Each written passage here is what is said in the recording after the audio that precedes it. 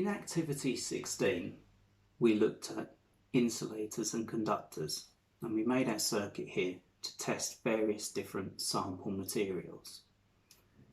Now, it's important when we talk about insulators and conductors to think that some materials are very good at conducting electricity, while some materials are very poor at conducting electricity. And we can look at that in our circuit here. We can test various different materials and they might not make our bulb light up. And in fact, if I take out our aluminium foil here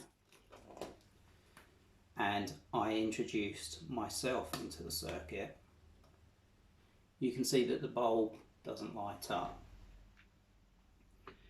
Now that's because we're only using these two small cells here, potentially 3 volts, and a very, very low current.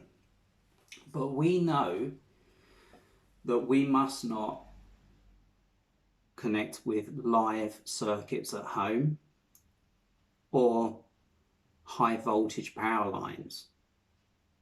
So that means that we're in the middle. We do conduct electricity, and high power circuits can be very dangerous. When we're talking about our circuit and we're talking about our materials, conductors allow the free flow of charged particles. Insulators impede the flow of charged particles. Now in our circuit we have our cells and we have our leads, and we imagine that our electrons are side by side and they can only flow if our circuit is complete. Our atoms here are side by side and the charge passes between those. So when we connect our batteries, we have equivalent of a pump, and our electrons, our charged particles, move through our circuit. So we have a flow of current, and the conventional current is that they flow from the positive terminal of our cell here through our circuit and back to our negative terminal of our cell here. That rate of flow of our charged particles is our current, and measured in amps. Now when our charged particles flow through our circuit, they come across our bulb here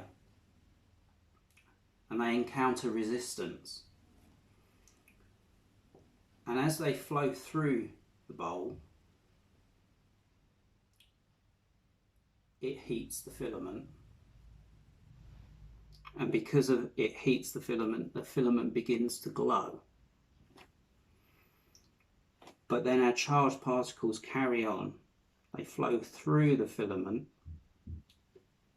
and back round our circuit. Now, depending on our current and our batteries and cells that we use, we can test various different materials and they might give a slightly different result.